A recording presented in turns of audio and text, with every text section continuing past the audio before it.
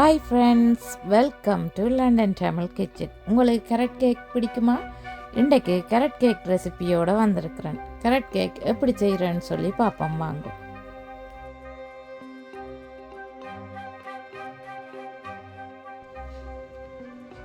Carrot cake செய்கிறதுக்கு தேவையான பொருட்கள்: 4 முட்டை, மீடியம் அல்லது லார்ஜ் சைஸ் என்றா 4 முட்டை, சின்ன முட்டை என்று சொல்லி சொன்னால் நீங்கள் 5 முட்டை எடுக்கணும்.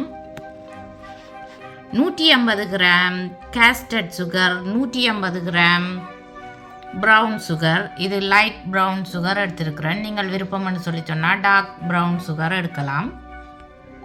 250 gram self raising flour, 300 gram carrot, 1 teaspoon vanilla, 1.5 teaspoon கருவாத்தூள் சின்னமன் பவுடர், 1/2 teaspoon உப்பு, 275 ml ஆயில், 50 கிராம் ரைசன். நீங்கள் விரும்பினா 50 கிராம் நட்ஸும் இதோட சேர்த்து போடலாம். வால்நட்ஸ் அல்லது பீக்கன் நட்ஸ் போடலாம். 1/2 teaspoon baking powder, 1/4 teaspoon bicarbonate soda. Medium size கரட்டில் 5 அல்லது 6 கரட் 300 கிராம் வரும். கரட்டின் தோலை சீவி எடுக்கணும். தோலை சீவி எடுத்துட்டு தண்ணியில் நல்லா அலசி கழுவி எடுக்கணும். கழுவின கரட்டை கரட் சீவுற தட்டில் சீவி எடுக்கணும். பெரிய கண் பக்கத்தால் தான் சீவி எடுக்கிறேன்.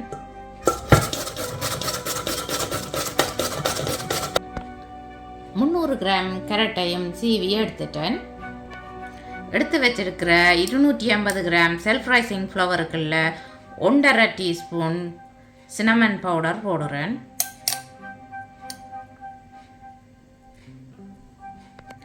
1/2 டீஸ்பூன் உப்பு, 1/2 டீஸ்பூன் பேக்கிங் பவுடர், 1/4 டீஸ்பூன் அப்பச்சோடா. எல்லாத்தையும் சேர்த்து மிக்ஸ் பண்ணி விடணும். எக்கின்ற வெடுக்க எடுக்கணும். இந்த வெடுக்க எடுத்தா முட்டை மணம் வராது.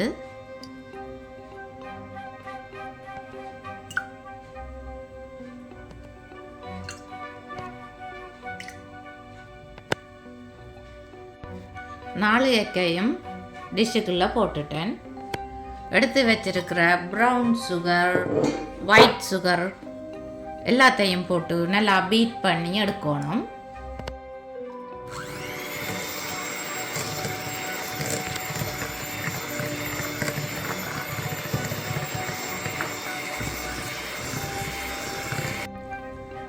சீனி நல்லா கரைஞ்சி வரத்தக்கதாக பீட் பண்ணி எடுக்கணும். 1 டீஸ்பூன் வெனிலா. ஆயில கொஞ்சம் கொஞ்சமாக விட்டு மிக்ஸ் பண்ணணும்.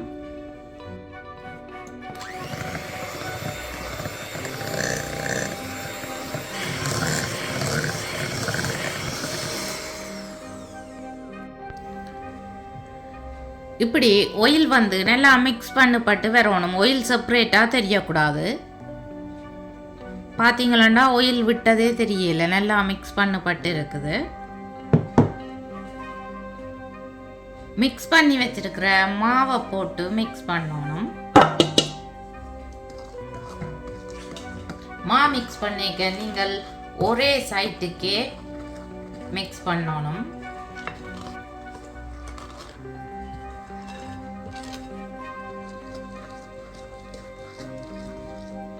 மாவை மிக்ஸ் பண்ணி எடுத்துட்டேன். அடுத்ததா எடுத்து வச்சிருக்கிற ரைசன், சீவின கேரட் ரெண்டையும் போட்டு மிக்ஸ் பண்ணணும். இப்படி ஃபோல்ட் பண்ணி விடணும்.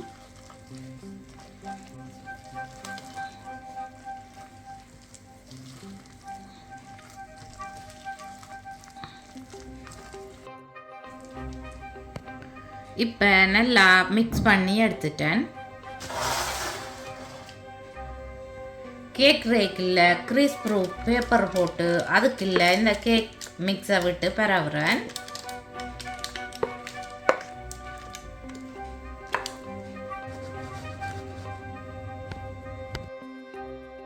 கேக் ரேக்குள்ள கேக் பேட்டரை விட்டு பரவியாச்சு.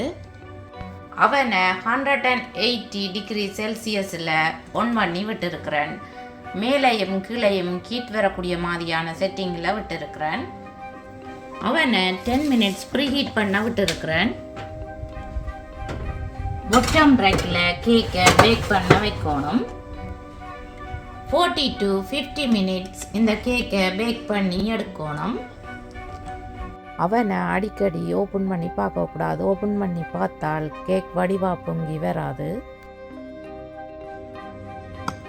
40 மினிட்ஸ் ஆச்சுது. செக் பண்ணி பார்க்குறேன். கத்தி அல்லது ஸ்கியூவர்ஸ் எடுத்து கேக்குக்குள்ள குத்தி பார்க்கணும். கத்தி கிளியராக வந்திருக்குது. கேக் பேக் பண்ணப்பட்டுட்டுது. கத்தியில் ஸ்டிக் பண்ணி வந்துச்சுதுன்னு சொல்லி சொன்னால் நீங்கள் 5 or 10 மினிட்ஸ் இன்னும் பேக் பண்ண விடணும். உடனே எடுத்துடணும். அவனுக்கு விடக்கூடாது. அவனுக்கு விட்டால் கேக் வந்து ஹாட் ஆகிடும், சாஃப்டாக இருக்காது. கேரட் கேக் ஆறிட்டுது. இப்போ பீசஸாக கட் பண்ணுறேன். கேக் ஆறினா பிறகு தான் வெட்டி எடுக்கணும். அப்போ தான் நல்லா க்ளீனாக வெட்டி எடுக்கக்கூடிய மாதிரி இருக்கும். இந்த கேக் பேக் பண்ணுறதுக்கு எனக்கு 45 மினிட்ஸ் எடுத்தது. கத்தியில் கேக் ஸ்டிக் பண்ணி வந்ததுன்னு சொல்லி சொன்னால் நீங்கள் 5 or 10 மினிட்ஸ் பேக் பண்ண விடணும். கேரட் கேக் நல்ல சாஃப்டாகவும் மொய்ஸ்டாகவும் சூப்பராக வந்திருக்குது. எப்படி சாஃப்டாக வந்திருக்குன்னு நீங்களே பாருங்க.